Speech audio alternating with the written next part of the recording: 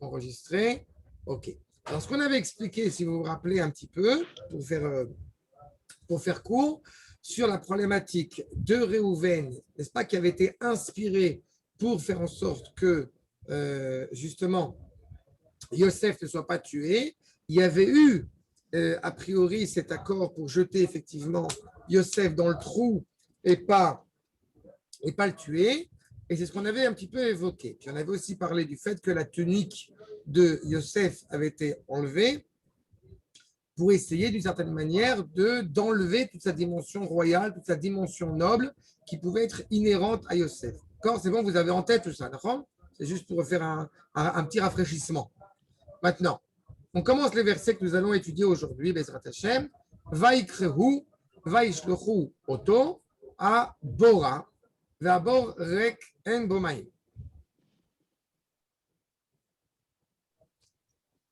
Donc, on avait vu que, effectivement, à ce moment-là, donc ils le prennent et ils le jettent dans ce trou. Et on nous précise de nouveau que ce trou est vide et qu'il n'y a pas d'eau. Vaishvu lechol lechem, juste après cet événement, il s'assoit pour manger du pain.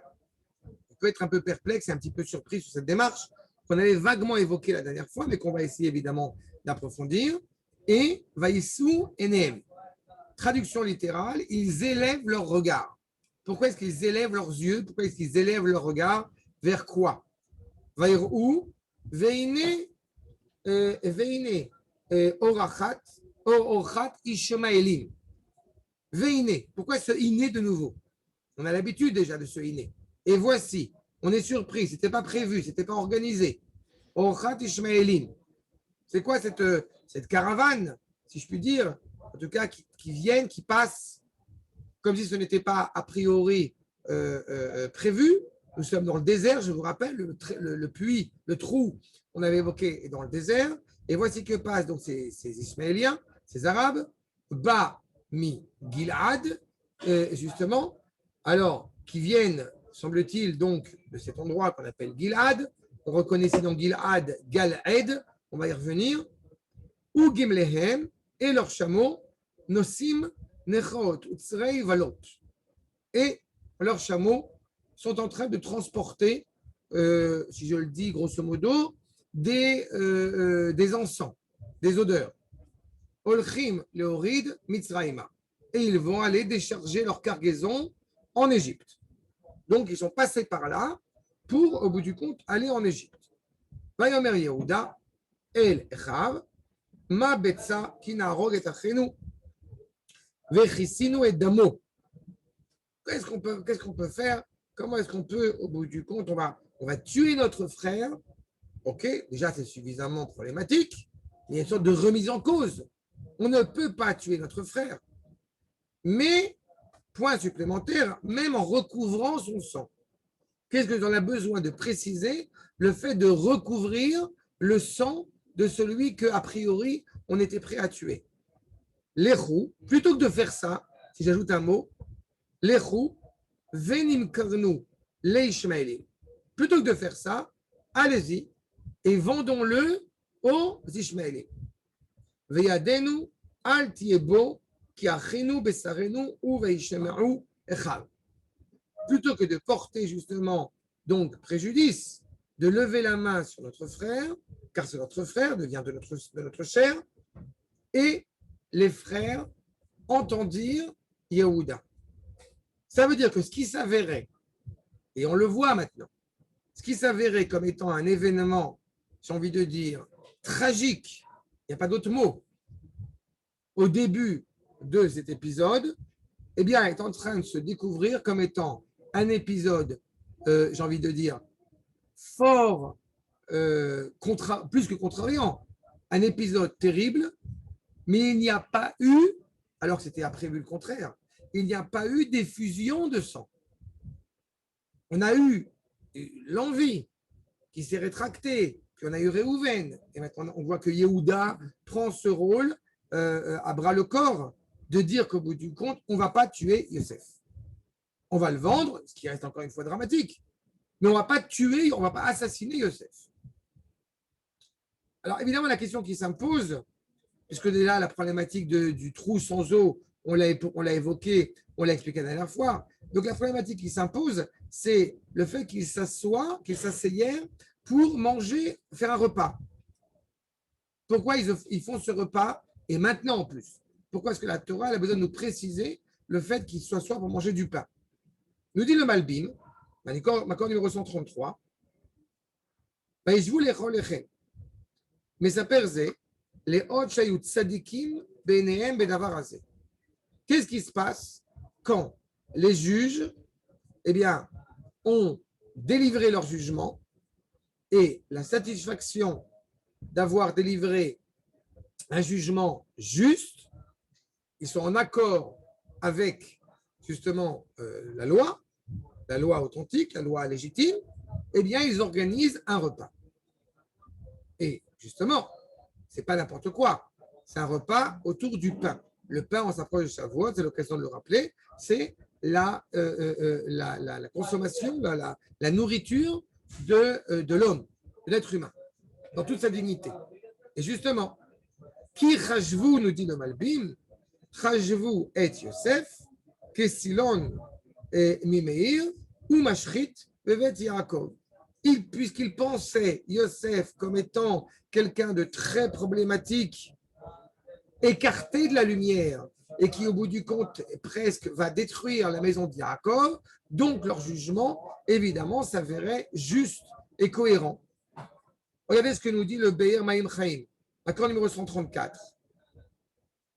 Modia Katouv, Zot Lomar, donc nous enseigne la Torah, Davka Achar Shenigmar Bedatam. Une fois qu'ils ont terminé, justement, qu'ils sont arrivés à ce jugement cohérent, qui a été de ne pas tuer Yosef, de ne pas tuer de leurs propres mains. Alors ils se sont assis, Yashvu Lechol Lechem, Aval Shaya Bedatam la Dunoto Be'arigat Nefesh, Lo Yoshvin Lechol. C'est-à-dire que même dans ce jugement, si on parle d'un jugement qui n'implique pas la mort, alors on s'assoit et autour d'un repas. Mais quand il y avait la possibilité, l'idée de vouloir tuer Yosef, il n'aurait pas pensé juste après s'asseoir autour d'un repas. C'est ce que nous enseigne justement Kolayom qui est livré Rabbi Akiva, comme cela enseigne Rabbi Akiva concernant ce qu'on appelle dîner les fachot. Concernant dîner mamonot, ou un jugement en tous les cas qui n'entraîne pas, qui n'engage pas la condamnation à mort, alors il y a un repas. Mais puisqu'ils sont arrivés à la conclusion qu'on va condamner Yosef, mais sans le tuer, alors on fait un repas. Mina et la Sanhedrin, chez Argou et Tanefesh, chez En Toamin, Kol Otoayom Kulo Talmud Loma. C'est-à-dire que justement, qu'est-ce qu'aurait fait le Sanhedrin s'il y avait eu une condamnation à mort, alors on aurait jeûné, les juges auraient jeûné toute la journée. Tu sais, ça donne l'impression. Pardon, excuse-moi. Juste terminer ma phrase. Non, mais ça donne. Oui, bien sûr. Kol Talmud Loma. Il n'est pas évidemment concevable, il n'est pas du tout convenable de faire un repas après avoir condamné quelqu'un à mort. Donc, s'il y avait eu une condamnation à mort, il n'aurait pas mangé. Et le fait qu'il soit arrivé à la conclusion de ne pas tuer Yosef, c'est ce qui explique le fait qu'ils prennent le repas, avec cette satisfaction que la justice a été rendue. Ken Arnaud. Non, mais c'est ça. Non, je veux dire, ils fêtent le soulagement. Ken? C'est un soulagement de ne pas l'avoir tué pour eux. C'est plus qu'un soulagement. C'est la volonté d'avoir fait ce qui était juste à leurs yeux devant Akadosh Baruch Hu. Tu as vu tout le processus. Il y a eu un jugement. Ils sont arrivés au bout du compte. Qu'est-ce qu'on fait de Yosef? Quelle est la condamnation qu'on va condamner Yosef? Réhouven a proposé, plus qu'à proposer, a dit on ne peut pas le tuer. Ils sont arrivés à la conclusion qu'on ne va pas le tuer. On va le laisser mourir dans le trou. Comme il n'y a pas d'eau, donc il ne peut pas mourir. Avec toute l'application qu'on avait vue la semaine dernière. Oui, mais ça donne une impression de dichotomie ou de violence entre une extrémité qui est le jugement, qui on doit le tuer parce qu'il va nous, et d'humanité qui est dépourvue de rigueur par rapport à la loi. On a l'impression que c'est une lutte entre le chesed et le din. C'est impressionnant. Non, je n'aurais pas pensé comme ça, je suis navré. Oh, ben, vrai, hein, c'est moi qui le suis. La condamnation à mort n'est pas un problème d'humanité. la condamnation à mort, si elle est nécessaire, n'est pas un problème d'humanité. Mais il y a comme on dit, Derech Kadma Torah. Mais il reste inconcevable, encore une fois, c'est tout à fait logique, d'être obligé de détruire, en l'occurrence, donc un juif, parce qu'on parle d'une condamnation à mort d'un juif, et d'un point de vue du jugement selon Sanhedrin, même si effectivement la loi est tout à fait légitime et tout à fait justifiée, eh bien, il n'empêche que jamais on se permettrait de prendre un repas festif après avoir condamné quelqu'un à mort. Mais ils l'ont pas condamné à mort puisqu'ils ne le tuent pas finalement. Ah oui. Justement, la nuance, elle est fondamentale. Il est malgré tout condamné. C'est pour ça qu'il fête. Non, la problématique d'avoir condamné quelqu'un, mais qui n'est pas condamné à mort, eh bien, les autorise à prendre un repas après. Dans le cas inverse, s'il avait été condamné à mort, si en apparence, a priori, il aurait dû être condamné à mort, il n'aurait pas eu de regret par rapport à cette condamnation. Seulement, ils auraient jeûné toute la journée pour participer à, encore une fois, la destruction d'un juif.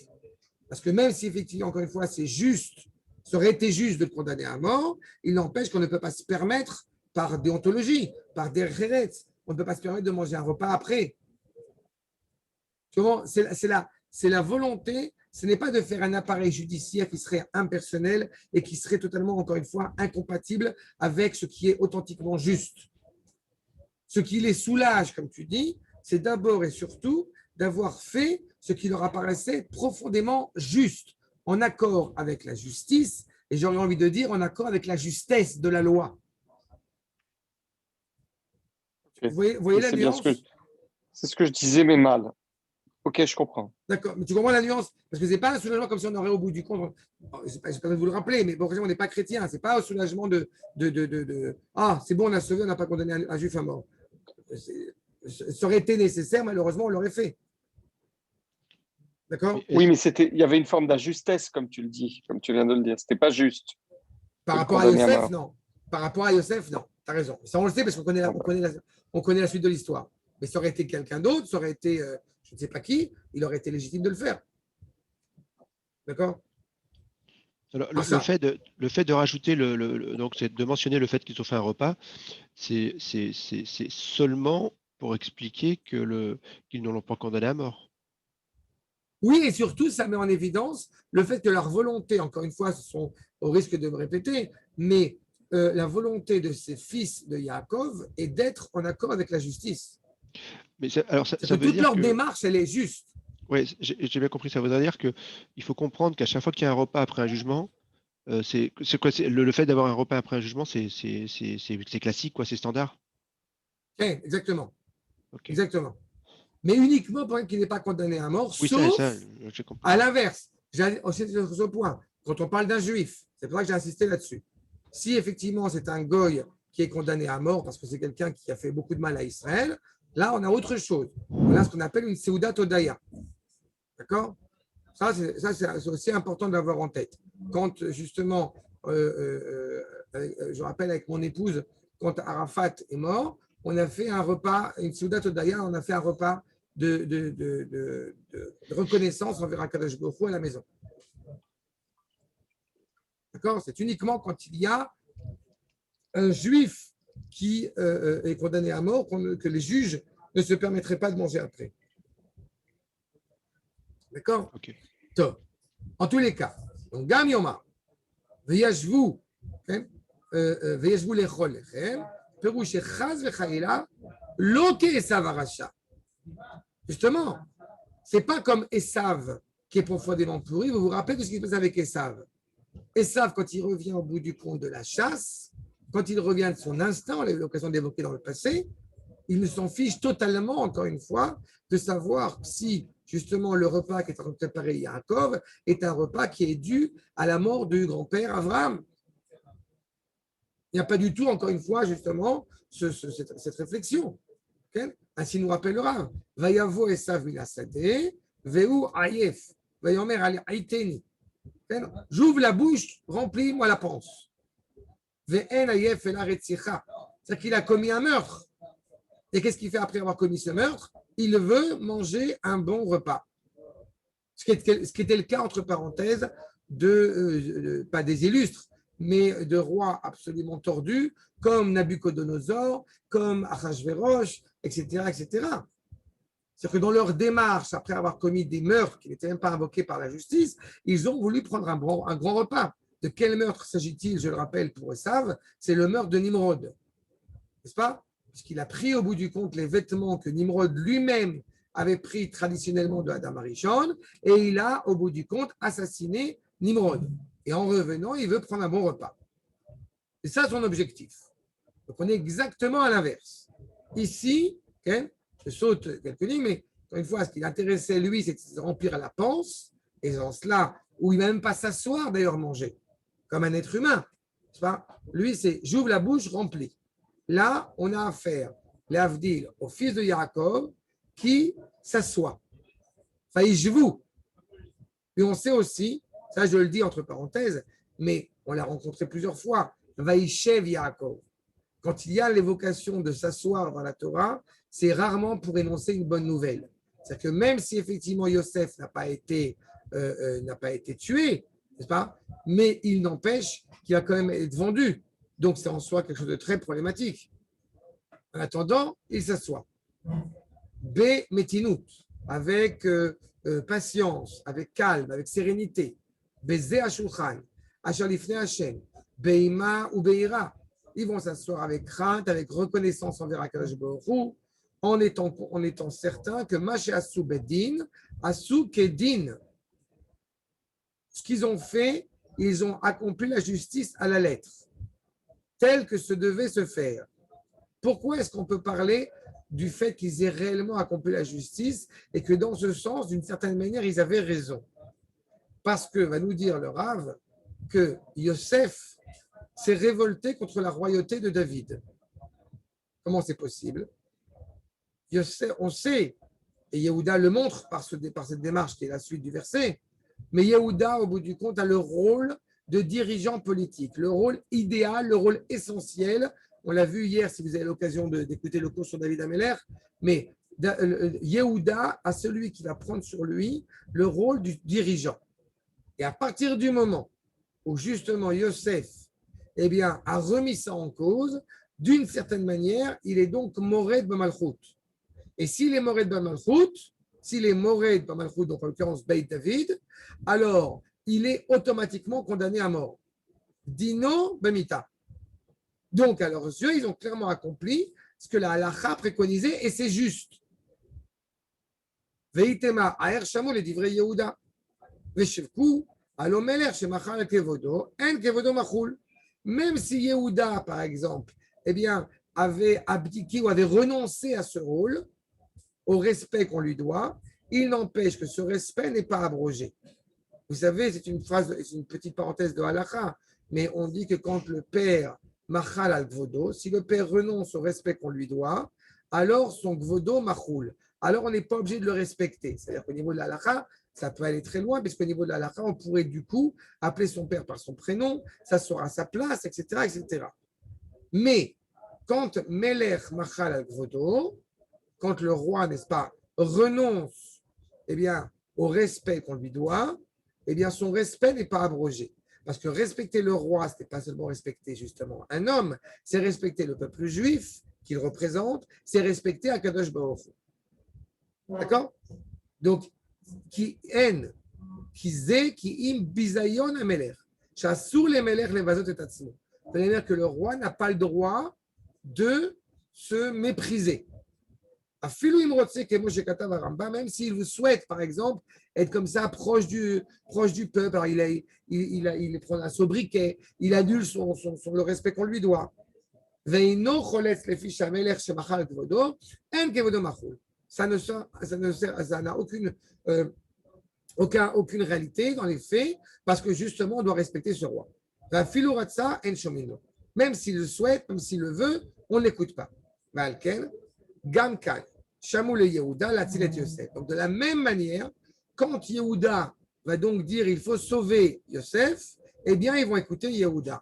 Parce que Yehuda est en train d'honorer ce rôle, justement, par la suite, donc de dirigeant politique. Gaim Betechila, Sheratzula Arog, Lo Chaz Shalom, Bederech Hariga. Aya kiim bemishpat tzedek lefi da'atam. C'est-à-dire qu'on voit que c'était avant la réalité de Yosef, d'être finalement sauvé dans le puits. S'il voulait le tuer, eh bien, il l'aurait tué par la voie judiciaire. Il fallait que cela soit reconnu, soit légal. Et quand il décide au bout du compte de ne pas le tuer, c'est de nouveau par la voie légale. C'est par la voie qui est reconnue selon la halakha. D'accord? C'est clair? Oui, oui. OK? Maintenant, le Midrash va nous dire justement. Donc on voit quand même que quelque part, il y a une élévation dans ce qu'ils sont en train de faire. Et c'est ce qui explique le fait qu'ils élèvent les yeux. On a dit dans le verset tout à l'heure, le verset 25, Vaïsou enehem. Ils élèvent les yeux. C'est quoi ils élèvent les yeux? Où est-ce qu'on a rencontré ils élèvent les yeux? On le voit avec Abraham devant la ville de Sdom qui va être détruite.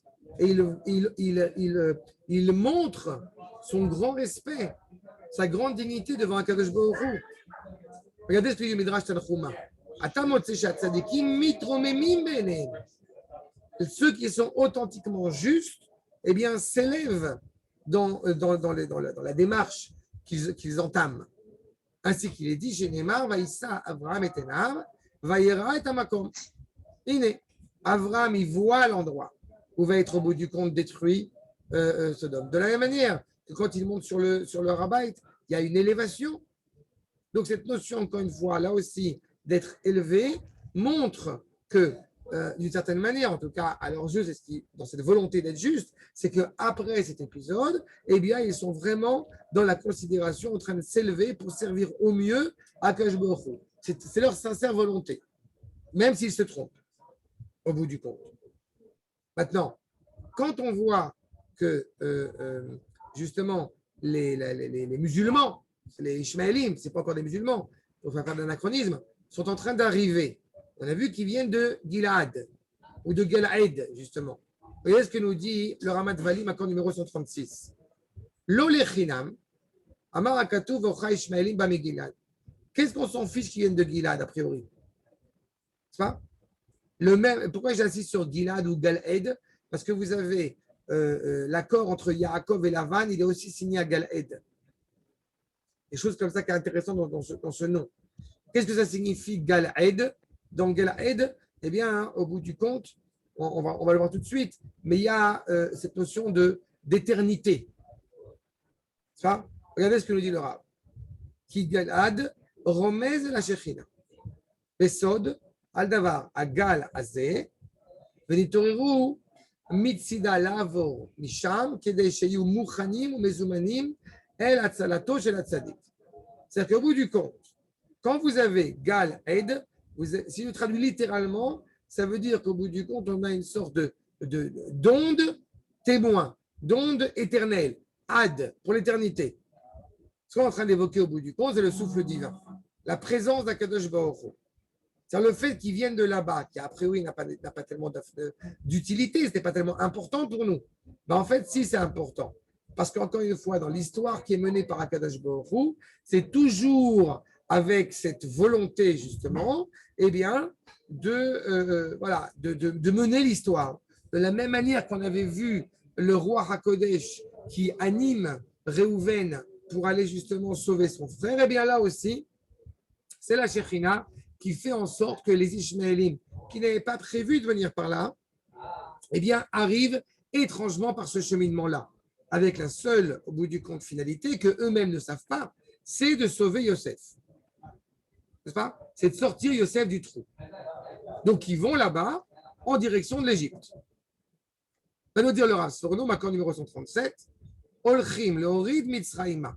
Donc, ils vont, au bout du compte, en Égypte. Et il n'y a pas d'animaux, il n'y a pas d'esclaves dedans, il y a des encens. Justement, nous dit le Rav Sforno, Shayu Baalei Agemalim, Velo Ayu Hem Baalei Asrora. Ça veut dire qu'au bout du compte, quel est le travail de ces Ishmaélim? De faire du transport, de faire du commerce. Ce qui était aussi d'ailleurs la fonction essentielle de la terre d'Israël pendant près de 2000 ans, puisqu'ils n'arrivaient pas au bout du compte à installer, à être présents sur cette terre. Qu'ils faisaient uniquement, encore une fois, des allers-retours. Donc, ils sont propriétaires des chameaux. Ce ne sont pas des gens spécialement, encore une fois, ni compréhensifs, ni férus du commerce, si je puis dire, d'esclaves. Et au bout du compte, ils ne sont pas propriétaires de cette marchandise qu'ils vont amener en Égypte. Et la reine, Oradat Asroa Hacham, Aïta Legmar Melachtam. Ils ont prévu de décharger leur marchandise en Égypte. L'épisode de Yosef n'est pas du tout prévu au programme. D'où le hiné, on est surpris. N'est-ce pas? Maintenant, dans cette optique-là, pourquoi est-ce qu'on nous parle de ces encens-là? Regardez ce que nous dit Rashi. Les Gamléem aussi. Donc, encore une fois, leurs chameaux sont en train de porter. Lama Pirsem Makatouv et Masaam. Qu'est-ce qu'on s'en fiche? Qu'est-ce qu'ils transportent dans leurs chameaux? Pourquoi est-ce qu'on a besoin de nous renseigner sur ce point aussi? Eh bien, nous dit Rashi, Leodia Matan Sraran Shel Tzadikim. Rashi, il voit ici ce que le Midrash va soulever, à savoir le mérite des Tzadikim, la récompense des Tzadikim. Qu'est-ce qui se serait passé si, à la place des encens, il y avait au bout du compte, je ne sais pas, des viandes avariées ou je ne sais quoi d'autre comme produit qui aurait peut-être une odeur nauséabonde? Cela aurait été désagréable pour Yosef. C'est-à-dire que même dans cette démarche où Yosef va descendre en Égypte, eh bien, il va être entouré d'odeurs agréables. Chez Endarkan, chez l'Aravim, la Set et la Neft. Les Arabes, nous dit Rashi, à la base, qui vont transporter, surtout à cette époque-là, c'est du pétrole pour éclairer. Pas encore le pétrole avec évidemment le rôle qu'on lui donne aujourd'hui, mais c'est le pétrole. Veitran, Sherechan, Ra. Et encore une fois, cette odeur nauséabonde. Velezen isdamnu bashamaim. Elle a une opportunité, encore une fois par voie céleste, j'ai envie de dire, chez Loyuzak Beracha, que Yosef ne soit pas blessé, ne soit pas embêté par justement cette mauvaise odeur. Donc, eh bien, au bout du compte, ils vont transporter justement cette bonne odeur. Ainsi qu'il est dit, je vous suis une ligne, Veira met Kol Beit Nirta. Ils transportent ça en Égypte, où les Égyptiens, même s'il y a quelque chose de très problématique derrière, mais ils aiment avoir une maison qui sente bon. Et Onkelos, encore une fois, parle pour la bougie. Quoi c'est la bougie? La shava, ça s'appelle en français la séraphine. C'est quelque chose qui a une odeur comme ça qui va être agréable. Sari, saraf. On voit de sari dans les signes, dans les 11 éléments de la kétoret, des encens.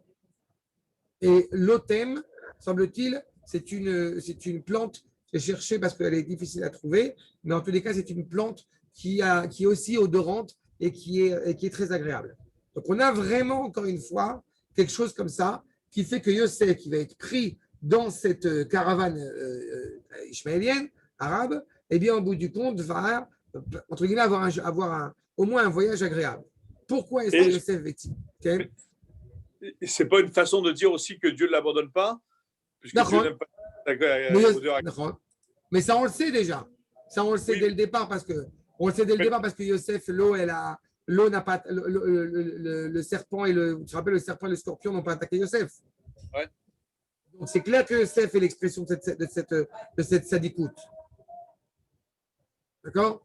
Mais tu as raison sur ce que tu dis, sur le fait que nous, du recul, eh bien, on est d'une certaine manière, on est rassuré de dire que Akash Baruch Hu ne l'abandonne pas, mais Yosef le sait.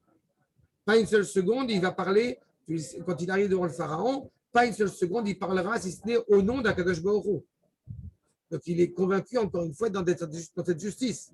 Et cette pureté, encore une fois, d'où elle lui vient, cette sadikout, d'où elle lui vient, eh bien, nous rappelle le Maharal de Prague. Mitzat Sheaya, attends, numéro 139, donc vous retachez.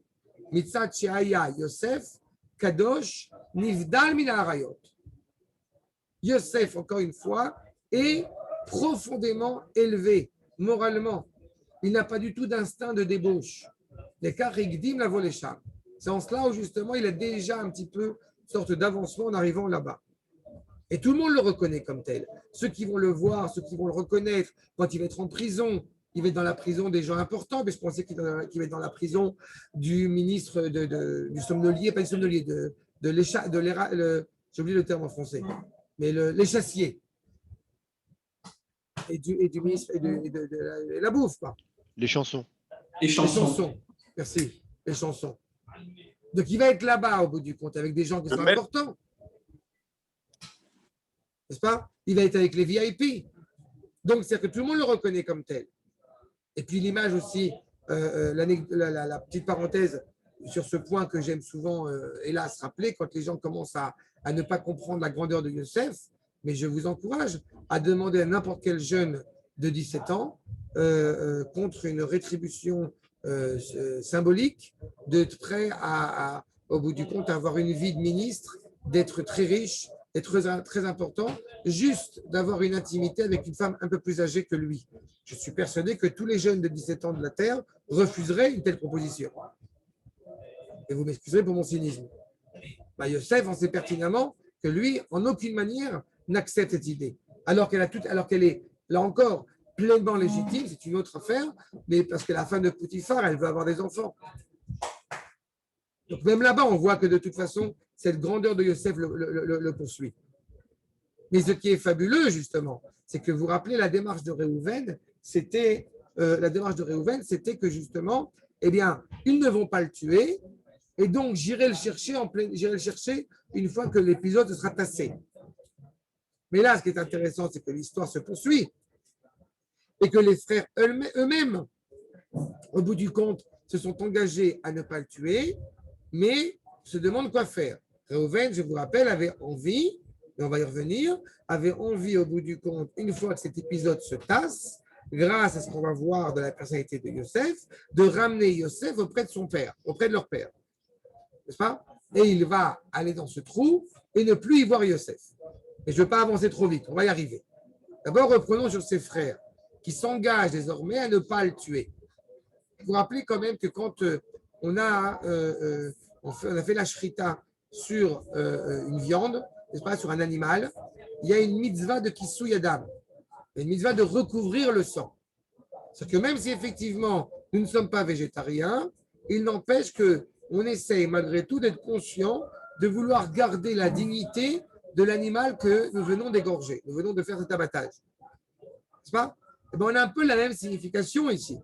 Ça veut dire que même si effectivement on l'avait tué sous l'angle de la justice et que ça aurait été légitime, il n'empêche qu'on aurait recouvert son sang. C'est-à-dire qu'il y a encore une fois une même démarche de vouloir être juste. Et malgré tout, effectivement, au Hachem, ils sont arrivés à la conclusion qu'on ne va pas le tuer parce que c'est notre frère. Ainsi que nous dit le natif de Vologine, qui a chinou besarenuhu. Ach minahav fait cette allusion. Pourquoi est-ce qu'on a besoin de dire, si tu dis c'est notre frère, pourquoi est-ce que tu as besoin d'ajouter qu'il est de notre chair? Et la remarque du natif est quand même exceptionnelle. Ach minahav nikrastam ach.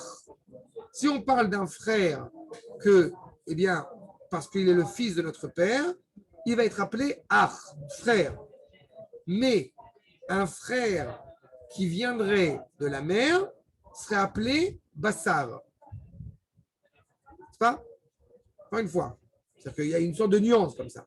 Si on dit au bout du compte, mi besarenuhu, ça veut dire qu'on a la même mère. N'est-ce pas? Mais que si on écrit stam achinu, ça ne veut pas forcément dire qu'on a la même mère, mais on a le même père. Et là, on voit que dans le verset, il est écrit qui achinu, donc du même père, besarenuhu. Ça pose une question. Mishum de Bassar avalad, mikoach haem. Encore une fois, quand on parle de la chair, de la chair, donc évidemment on parle de la mère, puisque la matrice qui enfante. Donc cette force qui est reliée, encore une fois, à la maternalité. À M bakedai, comme on dit par rapport à la Nida. Veim Yehuda. Maintenant, quand Yehuda est capable de dire au bout du compte, Yosef gam achinu mina, gam achinu vegam besarenu, ça veut dire qu'il reconnaît en Yosef le fait d'être à la fois un frère par son père, mais d'être aussi de la même chair par la mère. Share Rachel velea achayot en. Donc en disant que c'est mon frère à part entière, je reconnais au bout du compte, eh bien, la fraternité, la cohérence entre Léa et Rachel. Et donc, imken, ou gam, et sarah minahem, alken, en lanou le tsaro beyadaim. Regardez qu'on est passé quand même à une réalité de haine profonde, où on ne nommait pas Yosef, où on l'avait rejeté encore une fois de la famille, aux propos tenus par Yehuda, qui dit c'est notre frère à part entière de n'importe quel côté qu'on regarde. Ce refus, cette haine, a donné suite, au bout du compte, à ce moment-là, à une réelle évocation de fraternité, d'amour. Donc il y a aussi une correction qui s'est produite à ce moment-là. Il faut quand même se rappeler que dans l'histoire, ce rapport de fraternité a toujours, souvent, a été écorché. Entre Caïn et Abel, évidemment. Et puis il y a déjà eu une évolution avec Israël et Ishmaël, puis encore plus, avant, entre Lot, les bergers de Lot et les bergers d'Avraham, où ils se séparent, et avec Israël et Ishmaël, on arrive encore à un autre stade, et ici, on arrive encore à un autre stade. On aurait pu avoir ici, encore une fois, un événement qui ressemble à Caïn et Abel, mais qui se termine au bout du compte par une reconnaissance, et d'autant plus une reconnaissance que je vous rappelle à la fin du drame, si je puis dire, quand Yosef va les reconnaître, ils vont se reconnaître. Même si effectivement, a priori, habillé en égyptien, ils ne le reconnaissaient plus, lui, il les reconnaît tout le temps. Donc ce rapport de fraternité a des rebondissements, mais il est clairement reconnu. N'est-ce pas? Donc on ne va pas le tuer.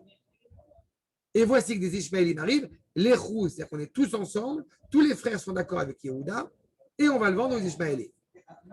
Maintenant, nous dit le Be'er Maim Chaim, Makor 141, Ishmaélim, Sochrim Vadaï, Shirziku Oto, les Eved.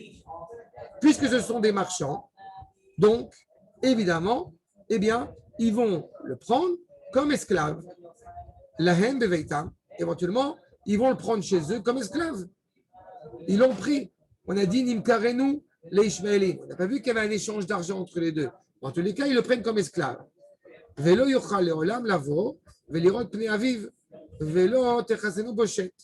Ça veut dire qu'en le vendant aux Ishmaélim, dans leur tête, il va être leur esclave, il va être leur serviteur, ils vont continuer leur marchandise comme étant des nomades, et donc jamais, eh bien, au bout du compte, il reverra notre père, et donc jamais, encore une fois, il pourra porter préjudice à la famille, mais sans le tuer. Ou alors, une autre raison qui justifierait le fait de le vendre aux Ishmaélim, שהוא מגודל מתפנוקי מלכים בבית יעקב, ועתה לעבד נמכר יוסף, ממילא ימות תחת ידיהם בעבודת עבד, כן? C'est-à-dire que, ou, première possibilité, on a dit, comme il va être avec des nomades, il va être leur serviteur, donc il va errer de ville en ville et d'endroit en endroit, donc il ne pourra pas revoir Yaakov.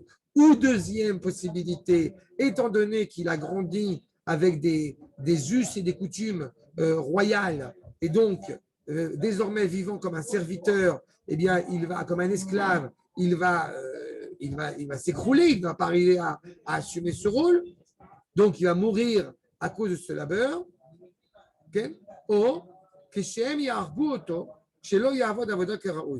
Ou ils vont le tuer simplement parce qu'effectivement, il ne fera pas le travail comme il faut. Les Ishmaélim bien, n'ont pas forcément cette miséricorde à l'égard de leur marchandise.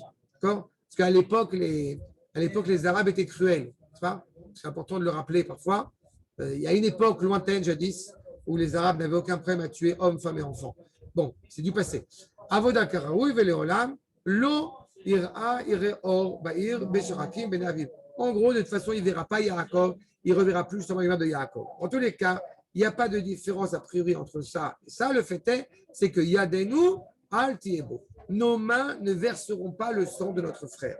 Achinu besarenu, ou keloma achinu, enze lefanenu la'arog ish et echad. Ce n'est pas concevable qu'un homme tue son frère. Vegam basarenu ou vemamashvu. Encore une fois, la reconnaissance pleine de Yosef, même s'il il met en danger la famille, mais en tout cas, on ne l'aura pas tué. Alken zenachon lanu lemocho leishmaelim. Donc, il justifie aussi cette idée de le vendre aux Arabes.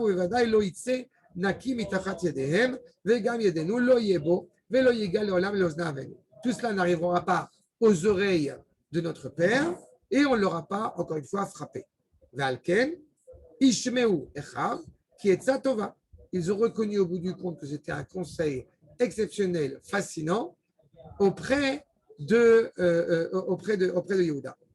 Donc, ils le suivent. Chez Loyesenu et Tafkidam, Liod Kerotzre Nefesh. Ils ne veulent pas, encore une fois, être accusés d'avoir été des meurtriers. Afal Pichen, Chaz Shalom, Yavet Shmoyola. Sans être meurtriers, ils réussissent au bout du compte à ce que le nom de Yosef, a priori, eh bien, disparaisse. Donc, ils entendent, ils écoutent. Vous voyez qu'encore une fois, tout l'épisode, on l'a vu avec Réhouven la semaine dernière, tout cet épisode de Yosef, puis de Réhouven, et puis Yehuda qui arrive, chacun est en train de prendre son rôle. Dans ce drame, chacun est en train d'assurer son rôle, encore une fois. Celui qui doit diriger, dirige. Celui qui prend le rôle d'aînesse, il prend le rôle d'aînesse, etc., etc. Donc chacun, encore une fois, est clairement dans ses positions. Maintenant, okay, va nous dire le Natsif, je réitère, Vaishemeu Echa, Igbonenu qui chen diber Yehuda. Yehuda est en train de dévoiler son rôle. Et donc Rashi arrive ce moment, effectivement, où ils vont même descendre après, quand ils vont justement eux-mêmes descendre en Égypte. En tous les cas, nous dit Rashi, les Lamed, Sheoridu Echav, Migdulato, Ke Sheraou Betsarat Aviem. Ils l'ont déjà fait descendre de sa position, de son piédestal. Amrou, Ata Amarta Nemocho, Elu Amarta, Lea Shivu, Ainu Shomim Lecha. C'est quoi qui est en train de se produire ici? Pour réitérer ce que j'ai déjà évoqué un petit peu avant. C'est-à-dire, quand effectivement, c'est après le passage que nous sommes en train de lire maintenant, quand Réhouven va aller chercher Yosef, il ne va plus le voir dans le trou. Et que par conséquent, puisqu'il est déjà descendu par les Ishmaélites, lui, il avait prévu, eux voulaient le vendre, lui voulait le sortir et le ramener au bout du compte à son père. Mais au bout du compte, ça n'a pas pu être fait. On va le voir. Mais à ce moment-là, justement, eh bien, Réhouven déchirera son vêtement. Déchirera son vêtement puisqu'il considère que malheureusement, Yosef, semble-t-il, eh bien, a été tué, est mort. Aux yeux de Réhouven, il l'a pensé vraiment. Mais qu'est-ce qu'il faisait pendant le temps de la négociation sur savoir si on le vendait ou non aux Ishmaélim? Eh bien, Réhouven nous raconte le Midrash, je vous le dis à l'oral, mais on aura l'occasion de le revoir. Réhouven, eh bien, était en train de prier pour que justement ces paroles soient entendues auprès d'Akadosh Baruch Hu et que Yosef ne soit pas tué. Donc, il était de l'autre côté. De toute façon, encore une fois, on le verra. En tous les cas, vous vous rappelez, pour la coutonnette passive, n'est-ce pas, on avait dit Poutifar et, au bout du compte, eh bien, les Midianim à la fin. Et là, on a effectivement la coutonnette passive. Poutifar, Ishmaélim, Socherim, Midianim. Et au bout du compte, on avait vu exactement l'inverse. Donc, il y a des vendeurs, il y a Ishmaélim. Regardez la suite. Vayavru Anashim, Midianim, Socherim, Veyamshechu Veyalu et Yosef Minabor, Veyamkiru et Yosef l'Ishmaélim. C'est-à-dire qu'avant d'arriver aux Ishmaélim, eh bien, au bout du compte, ces vendeurs, ces marchands ont pris Yosef, l'ont élevé, l'ont sorti du trou et ils vont vendre Yosef aux Ishmaélim. Combien? Besrim Kesef, 20 pièces d'argent. Veyaviu et Yosef Mitzraïma. Et ils amènent Yosef en Égypte. Donc, encore une fois, les stations en train de se produire. Et comme je vous l'ai évoqué il y a quelques minutes, verset 29, Kaftet, Vaïchev Réhouven et Labor. Et Réhouven retourne auprès du trou. Veine. Et à sa grande surprise, En Yosef Babor. Yosef n'est pas dans le trou. À ce moment-là, Vaïkra et Begadav. Il déchire son vêtement en signe de deuil. Donc, vous voyez aussi que là, nous, le fait de déchirer le vêtement ne date pas d'hier, comme on dit. Le din est arrivé. Là, oui, il y a la dimension de din aux yeux de Réhouven, c'est que si Yosef n'est pas dans le trou, c'est qu'il est mort. Donc, c'est un drame terrible. Et à ce moment-là, Vaïchev Elechav, qui revient vers ses frères, Vaïomer, Vaïomar, Yayeled et Nenou. L'enfant n'est plus. Vani, Ana, Aniba. Qu'est-ce que ça veut dire cette expression du fin du verset? Et moi, où je vais? il y a quelque chose, encore une fois, dans la démarche de Réhouven qui est profondément émouvante. D'accord? On va en parler. D'abord, pour reprendre sur notre verset. Donc, encore une fois, eh bien, ils ont fait ce qu'ils ont fait. Ils ont malgré tout regretté cet acte qui est en train de se produire. Nous dit le Shem Ishmoel. Après l'avoir vendu, d'une certaine manière, ils ont regretté leur acte. Ils ont senti une obscurité, encore une fois, qui habite leur âme. Chez Bimkom, Ashpaat Kedosha Ali de Yosef, chez Nistalka Mechamat Amechira. Il faut qu'on se rappelle ensemble, même si on a fait, j'ai envie de dire, la série des cours un petit peu à l'envers. Parce qu'on a parlé ensemble, si vous vous rappelez, de Yehuda et de Tamar. L'épisode de Yehuda et de Tamar est juste après la vente de Yosef. Ça veut dire que quand Yosef est présent parmi eux, sa présence, par elle-même, élève ses autres frères. Et ils ont compris que dès que Yosef n'est plus avec eux, eh bien, il y a une obscurité qui commence. Il y a une obscurité qui s'installe. Une obscurité au niveau des valeurs.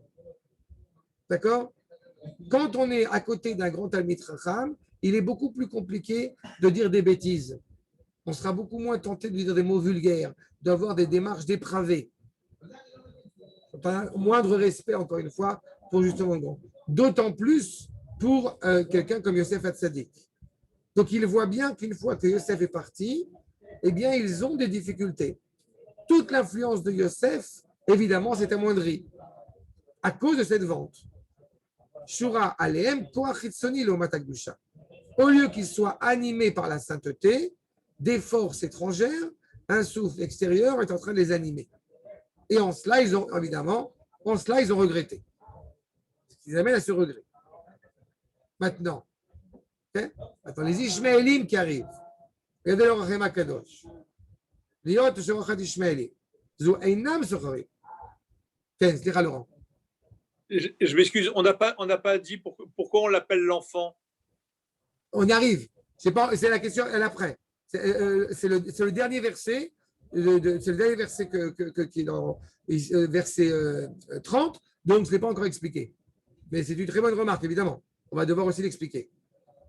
En tous les cas, ils avaient prévu que des Ishmaélim viennent et qu'au bout du compte, ils passaient par là, on a dit tout à l'heure, avec des parfums, des encens. Et au bout du compte, on peut être surpris que ce soit eux qui passent justement. Alors, j'avais donné la démarche de dire que c'était effectivement pas des commerçants, mais en tout cas qui faisaient du transport. Et au bout du compte, ce ne sont pas des marchands. C'est comment ils pourraient avoir envie d'acheter Yosef alors qu'ils ne sont pas habilités pour le faire. Ils n'ont pas non plus la qualité économique pour le faire. Combien vaut la vie d'un esclave? Ils n'en savent absolument rien parce que ce n'est pas leur rôle, ce n'est pas leur travail. Nous dit le Rachem HaKadosh.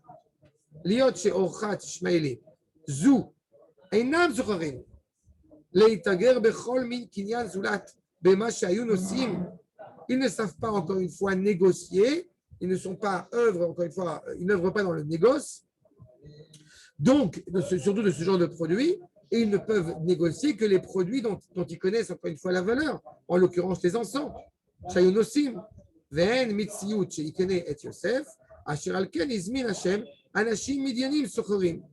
C'est-à-dire qu'eux, a priori, les Ishmaélim, n'étaient pas du tout habilités à prendre Yosef. Ils passaient par là, et c'est tout. Et ils auraient continué leur chemin.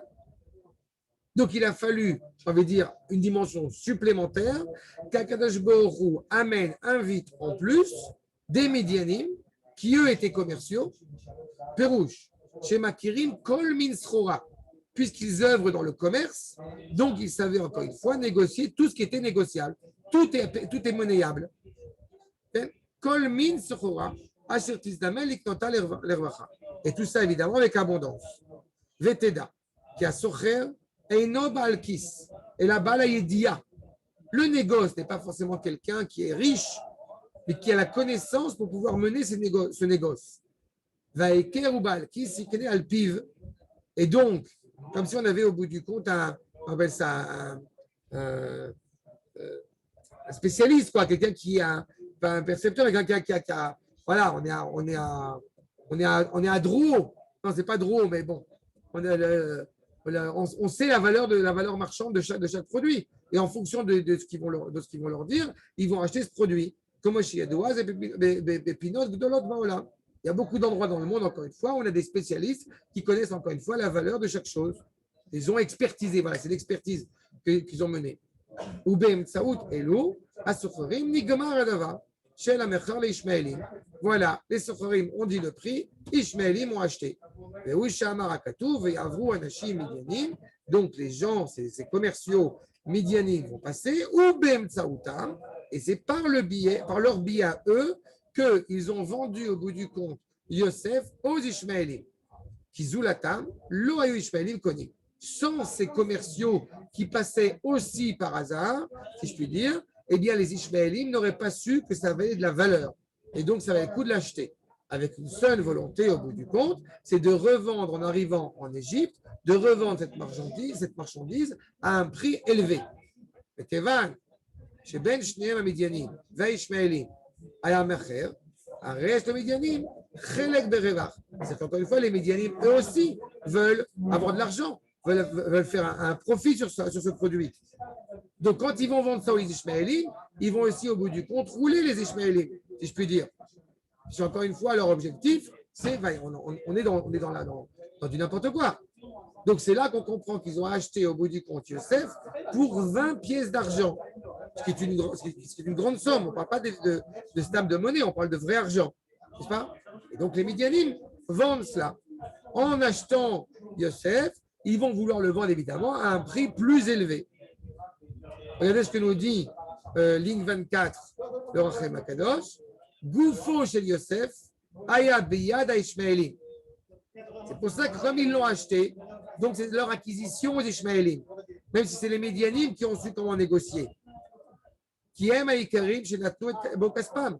C'est les Ishmaélim qui, eux, justement, ont de l'argent puisqu'ils sont dans le commerce, ils sont dans le négoce, ils sont dans le transport, et ils ont donné cet argent pour pouvoir acquérir Yosef puisqu'on leur a dit que ça valait le coup. Mais les Amar Vaikeno Potiphar, Miyad Ishmaélim. Et quand ils vont arriver en Égypte, ils ne vont pas choisir n'importe quoi. Puisqu'ils l'ont acheté à un prix suffisamment important, ça veut dire que cet homme a de la valeur. Il faut quand même se rappeler quelque chose. Les frères, je vous rappelle, en vendant Yosef, ils voulaient le vendre avec le moins de valeur possible. Dans leur tête, c'était ça qui allait faire descendre Yosef de son piédestal. Sauf que Yosef a été acheté à un prix fort parce que les gens, les spécialistes du négoce étaient présents ici, et qu'en arrivant en Égypte, ils vont le vendre pas à n'importe qui, mais au ministre du Pharaon. C'est pourquoi le ministre de Pharaon aurait acheté un simple esclave. Donc, il ne va pas acheter un simple esclave. Il va voir en lui quelqu'un de noble.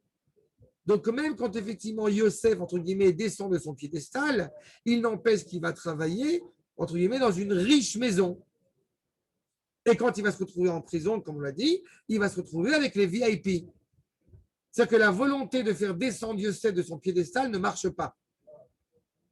Il garde au bout du compte sa valeur et son authenticité. Donc, même s'ils l'ont descendu chez Oridohu, encore une fois, il va l'acheter à ceux qui l'ont dans les mains, à savoir les Ishmaélim. N'est-ce pas? Donc, il y a vraiment des spécialistes pour pouvoir acquérir cette noble marchandise, et à ce moment-là, il arrive. Donc, il est reconnu comme tel. Donc, jamais il va avoir au bout du compte, d'une certaine manière, être méconnu selon ce critère. Peut-être parfois oublié, mais en tous les cas, il va être reconnu comme tel. Et puis, il a été vendu. Il est déjà parti en Égypte. J'ai évoqué tout à l'heure, et maintenant on va le voir dans le texte ensemble, Réhouven est revenu auprès de ce trou, pardon. Regardez le Rav David Kimchi, Makor 147. Vaïchev, Shav, Amakom, Mimakom, Shalach, Sham, Elechav. Il va revenir là où étaient ses frères. Et Shav d'abord, il revient auprès du trou. Im yuchal akarto misham, belo yediatecha, vela shivo et la vie. Avec pour seul objectif, sans réellement, encore une fois, le faire partager cette connaissance à ses frères, de prendre discrètement Yosef et de le ramener auprès d'Yaakov.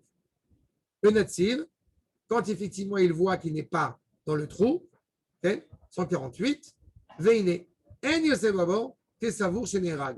Yosef, malheureusement, semble-t-il, a été tué, est mort en tout cas. Donc, à ce moment-là, comme je disais, il va déchirer le vêtement, mais c'est plus grave que ça encore. Ce que je n'ai pas encore expliqué, c'est ces deux expressions qui sont importantes. La question de Laurent, Ayeled et Nenou, on y arrive tout de suite. Et puis là aussi, Vani, Enaba, où est-ce que je vais?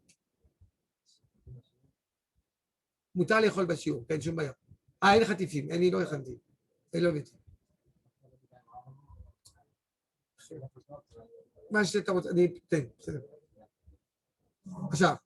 Donc, d'abord, les propos du Rav Avraham Shapira. J'ai retrouvé ces propos parmi les lectures que j'ai pu retrouver. La problématique de Réhouven, c'est qu'il est, je répète, le fils aîné. Et dans sa tête, eh bien, il a malheureusement échoué dans sa responsabilité. C'est le plus grand drame de Réhouven. Il avait commencé à réparer la faute qui avait été évoquée dans l'échange, vous vous rappelez, des couches à la tente entre sa mère et la servante. Il était en train de prendre ce rôle de responsabilité, réfléchir, et malheureusement, à ses yeux, il a échoué. Donc, ce n'est pas simplement l'échec des frères, il le prend à titre personnel. Il y a Anne, qui est ou Abechor, c'est lui le fils aîné. Et Alav, Aya Mutal Achov, il aurait eu ce rôle de l'imsor nafsho al Yosef, velatzilo miyad elo. Il avait dû prendre ce rôle au bout du compte, de donner sa vie pour sauver Yosef, de ses frères. Cette volonté de donner sa vie, il va la réitérer au moment où il faudra justement éventuellement amener Benyamin à Yosef Paro. Et là, Dafka Yaakov va récuser sa requête parce que ce n'était pas la bonne manière. La bonne manière, là, ça va être justement la démarche de Yehuda. Je vous le rappelle, Paro, tu touches un cheveu de Benyamin, je t'éclate la tête. C'est là. Il y a Yehuda, le fils de Léa, on l'a dit tout à l'heure par Bessarenu, lui, le fils de Léa, qui est prêt au bout du compte à faire du mal à tout celui qui oserait lever la main sur le fils de Rachel. On voit vraiment la démarche d'unité qui progressivement se met en place. Mais à ce stade-là, Réhouven, évidemment, on éprouve une douloureuse responsabilité. Ve'ata, et du coup, Ata, puisque rien ne se fait encore une fois de manière gratuite, il est clair pour Réhouven que Ata, in kom akadosh baruch hu et nikmato. Akadosh baruch hu va se venger, ve'ana ivrach ve'panav. Et je devrais fuir, je devrais m'éloigner de son chemin. Comme ça a été le cas avec Caïn l'Avdil. N'est-ce pas? Donc il revient vers ses frères avec cette phrase, effectivement, à Yeled et Nenou. Pourquoi Yeled? Nous dit Makor 150, le natif de Vologine. Ata, Shavel de Varo, l'Omar Shuaino et la Yeled. C'est-à-dire qu'au bout du compte, ce que nous avons fait est absolument terrible. Il a 17 ans, mais il n'a pas encore 20 ans. Par rapport à la justice qui doit être faite, eh bien, on a, au bout du compte, laissé donc, un enfant mourir, même s'il était coupable, parce qu'il s'était révolté contre la royauté, il n'empêche qu'il n'est pas encore habilité à être tué. Par conséquent, en disant à Yeled et Nenou, c'est pour mettre en évidence qu'il n'était pas condamnable. N'est-ce pas, nous dit le natif de Vologine, et non chayav onesh klal. Il n'est pas censé être puni. C'est un enfant qu'on a laissé mourir, c'est un enfant qu'on a tué. Donc on a une double responsabilité. D'accord? C'est pour ça qu'il dit à Yeled et Nenou. Ve'ani, shalpi devra nishlach le bor ve'neval. Encore une fois, moi qui au bout du compte suis parti là-bas et qu'effectivement il a été perdu, ve'lu lo nishlach la bor. Maintenant Rouven réitère sa responsabilité. Arrête, c'est moi qui ai dit de l'envoyer dans le trou. S'il n'avait pas été envoyé dans le trou, il n'aurait pas été perdu. Lo nishlach la bor, lo yamaniach le orgo. Personne n'aurait pensé à le tuer et le vendre. Mais les mochro beshumofen, même le vendre de aucune manière. Aval ata. Puisque maintenant c'est moi qui ai donné ce conseil. Shalpi atzati yatsa kelkalazo. C'est parce que moi j'ai dit, c'est par ce mauvais conseil qui est arrivé ce drame. Ana aniba. Les eize makom eye golé kedin oreg beshogeg. J'ai pas eu une mauvaise intention, j'ai une bonne intention. comment puis-je réparer cette faute terrible? Nous dit le natif de Vologine, puisque semble-t-il ce meurtre, d'une certaine manière, a été commis de manière par inadvertance par moi, donc où est-ce que je devrais aller? Dans quelle ville refuge devrais-je aller me trouver pour pouvoir expier cette faute absolument terrible? Puisque le meurtre éventuel qu'aurait commis Réhouven n'était pas un meurtre volontaire. Donc, si ce n'est pas un meurtre volontaire, il va dans une ville refuge. N'est-ce pas? Et que Moshe Gvar Amar Hashem et Caïn al She'arak Beshogeg Na Vened Tiye Baaretz. Puisque tu as tué, Akadosh Baruch Hu va lui donner à Caïn 7 générations pour vérifier s'il avait réellement tué volontairement ou involontairement. Mais en attendant, il exhorte Caïn à errer parmi la terre, justement, à cause de cette faute. Donc, dans la tête de Réhouven, ce que je dois faire maintenant, c'est exactement la même chose. Ana Aniba, où est-ce que je vais? Où est-ce que je vais devoir me trouver pour pouvoir justement expier cette faute? D'accord? Maintenant, on passe juste par une sorte d'introduction, si je peux dire, et on reprendra ça la prochaine fois.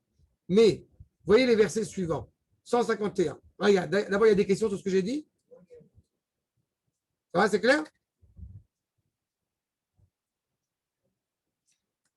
Donc, dans la suite, Vaïkrou, Yosef est en Égypte. Réhouven, on l'a vu dans sa démarche, encore une fois, profondément blessé parce qu'il vient de se produire. Yehuda a donné cet ordre. Qu'est-ce qu'ils font après? Il faut retourner auprès d'Yaakov maintenant. Nous dit le verset. Vaïkrou et Koutonet Yosef. Elle était où la tunique? Il ne l'avait pas jetée comme si elle était conservée. En tout cas, ils sont en train de la prendre, de l'élever de nouveau. Veishretu Sa'ir Izin. Pourquoi un Seir? Pourquoi pas autre chose? Dans le désert, tu veux prendre autre chose que cet animal. Vaidbelu et Akoutonet Badam. Et ils trempent donc cette tunique dans le sang. Vaishlechu et Koutonet Apassim. Et ils envoient donc cette tunique.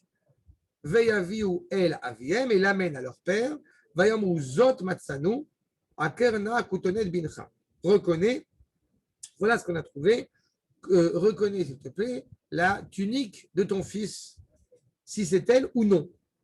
Bincha imlo. Ve yakira, donc évidemment il la reconnaît. Vayamer kutonet beni, chayara achaltehu, tarov Yosef.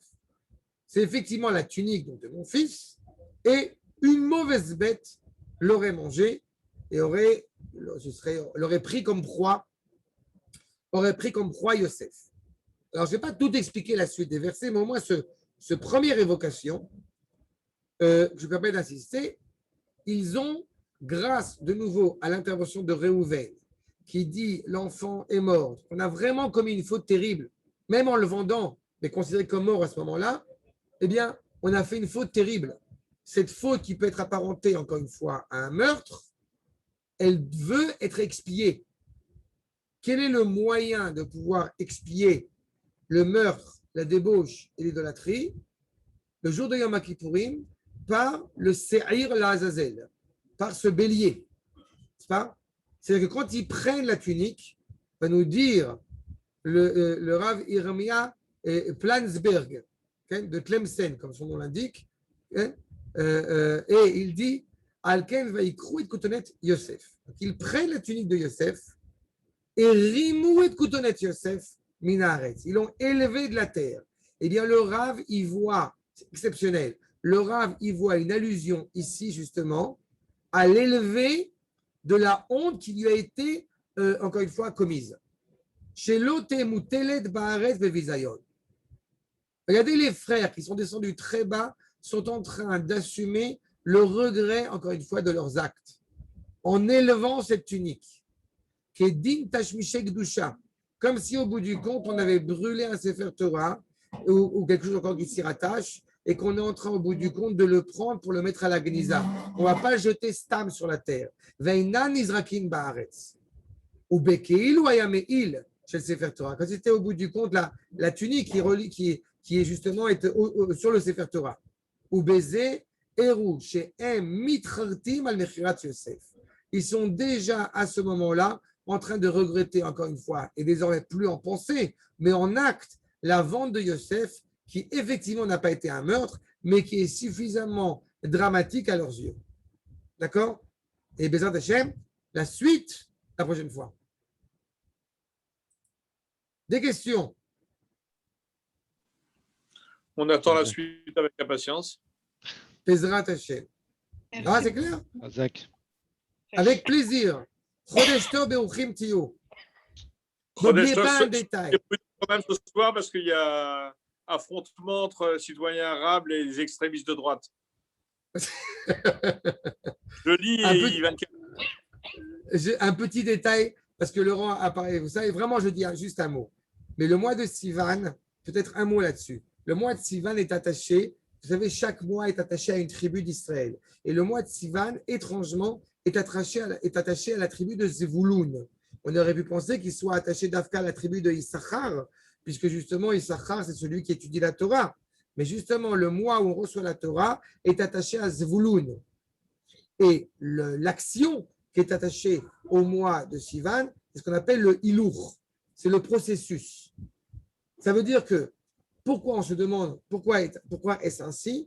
Eh bien, la réponse qui est essentielle, c'est qu'on a évidemment, comme on dit dans le Maseret Avot, n'est-ce pas? En kemach imen Torah, mais en Torah imen kemach. C'est toute la réalité qui fait que, justement, Zvouloun, il a quelque chose de très significatif aussi par rapport à la valeur et à l'étude de la Torah. Zvouloun est toujours dans l'action, est toujours en train de faire du commerce. Nous dit au bout du compte, sur la plage, il va résider. Ça veut dire quoi? Ça veut dire qu'il va être constamment, encore une fois, en transit, en voyage. Si pendant une seconde, dans notre rapport à la Torah, on avait le sentiment qu'on avait des idées tranchées et arrêtées et qu'il n'y avait plus de dynamique, eh bien, ce serait dramatique. Donc, c'est le premier point. Et le deuxième point, c'est qu'effectivement, eh bien, quand Issachar, je rappelle, étudie la Torah, eh bien, il n'a aucun mérite. Parce qu'il est parrainé par Zevouloun. Donc, c'est-à-dire que quand il s'assoit pour étudier la Torah, le mérite revient à Zvouloun. Quand est-ce que le mérite revient à Issachar? Quand Zevouloun revient du commerce et que Issachar est en train de lui enseigner. À ce moment-là, et seulement à ce moment-là, eh bien, Issachar a du mérite. Alors que Dieu fasse, Bezrat Hashem, qu'on puisse comme ça étudier et enseigner. Étudier, pour transmettre cette Torah et amener énormément de zechuyot et de mérites pour le peuple juif, afin qu'on entende des bonnes nouvelles pour l'âme Israël et des mauvaises nouvelles pour l'âme Ishmaël. Shalom, Chodesh Tov. Amen. Chodesh Tov. Ça va,